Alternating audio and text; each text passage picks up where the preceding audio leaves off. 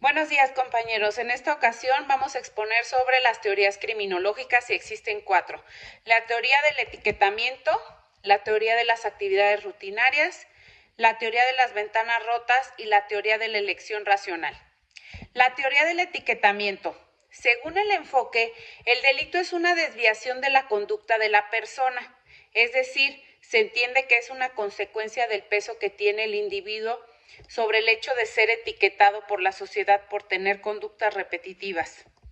La teoría de las actividades rutinarias es que el delincuente tiene una motivación para cometer el crimen o el delito. La víctima y el delito son fáciles de alcanzar. La teoría de la elección natural. Aquí la persona, por decisión propia, planea delinquir e incluso estudia cuáles son los riesgos de realizar ese delito y aún así lo hace. Y el delincuente lo único que busca es obtener su propio beneficio. La teoría de las ventanas rotas es la percepción positiva del entorno urbano y ayuda a que se reduzca el vandalismo y la criminalidad.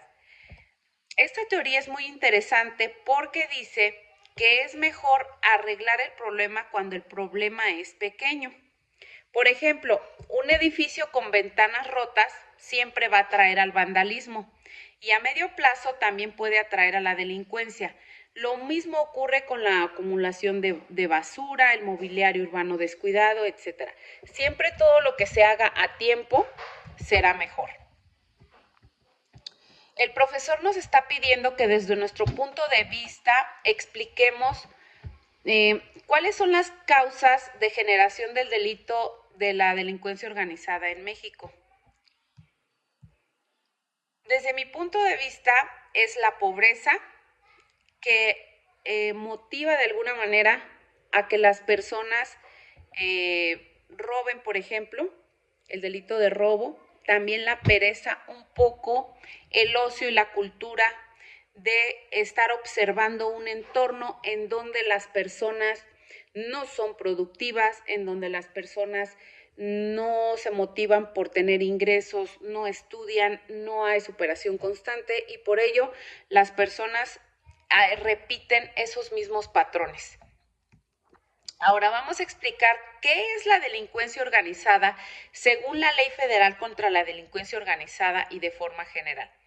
Dentro de la jurisprudencia mexicana, la delincuencia organizada es aquella congregación o grupo delictivo que aglutina delincuentes bajo estructuras jerárquicas consolidadas, en las que su finalidad es transgredir la ley, quebrantando los valores éticos y morales, lo que conlleva a ejercer el poder sobre la base del consentimiento de actos de extrema violencia relacionados con una o varias actividades ilícitas y pues estos delincuentes se organizan con dos finalidades, una para la producción de drogas y el comercio de las mismas.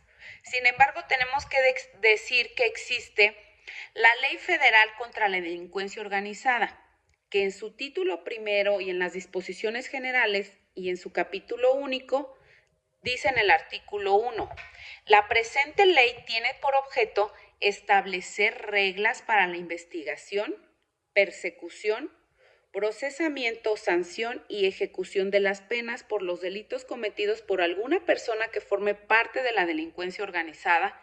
Sus disposiciones son de orden público y la aplicación es en el territorio nacional. Ahora vamos a ver cuáles son los delitos que se pueden cometer y que se agravan su penalidad. El primero son los personales y son circunstancias que están relacionadas con el sujeto y la relación con su víctima u otras víctimas. Por ejemplo, puede ser el abuso de confianza o el prevalamiento también.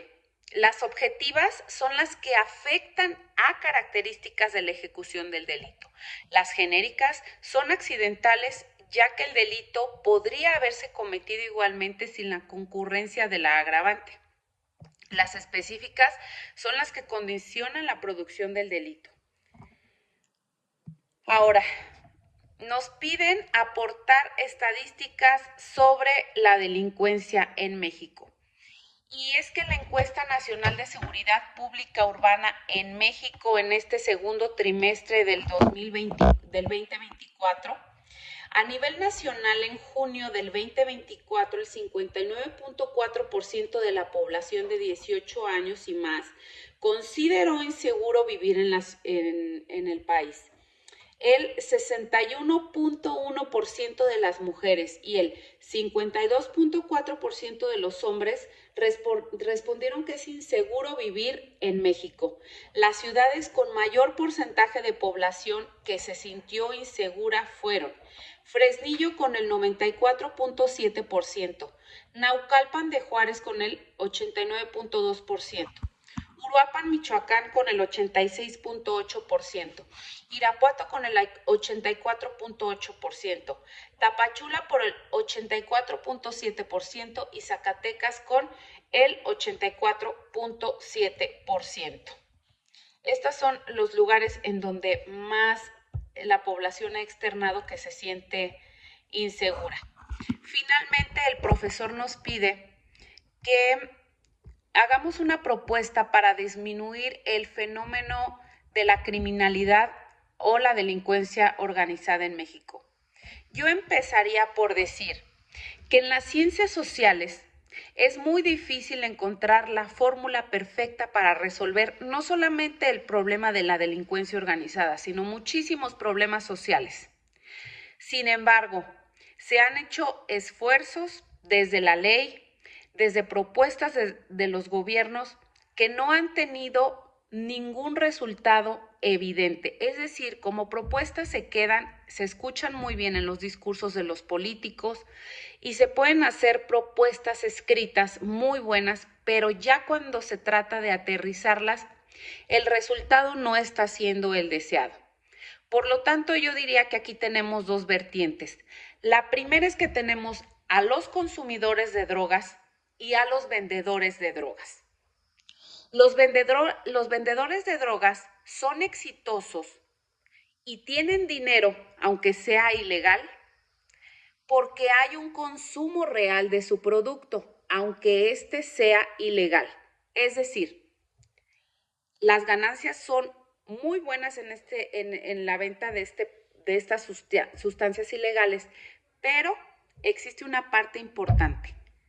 Toda aquella persona que consume drogas está siendo motivada por algo de su interior. Es decir, personas que no se sienten bien con su vida, no se sienten satisfechas con su vida, están enojados con la vida, tienen algún problema mental no detectado, no atendido, y que eso los está motivando a verse en la necesidad de consumir sustancias que alivien ese malestar emocional que tienen.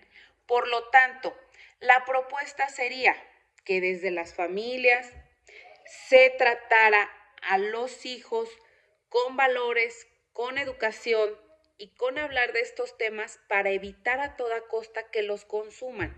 Un niño que se siente bien no va a tener necesidad de consumir ni antidepresivos, ni drogas, ni ningún tipo de sustancia que él sienta que le genere paz. Hay cosas que el ser humano posee por sí mismo, que es que se sienta la sensación de no tener la necesidad de consumir o un ansiolítico o drogas para sentirse bien. Entonces, caemos en cuenta que si prevenimos, puede ser que el número de consumidores baje y por lo tanto quien se dedica a esta actividad ilícita no venda su producto. Sin embargo, el resultado está siendo totalmente al contrario. En México, cuando el gobierno de Calderón le declaró la guerra al narcotráfico, se elevaron muchísimo las tasas de asesinatos y yo, por ejemplo, yo comencé a sentir más inseguridad al salir a las calles. Esto ya no se ha podido frenar. Por lo tanto, tenemos claro que declarar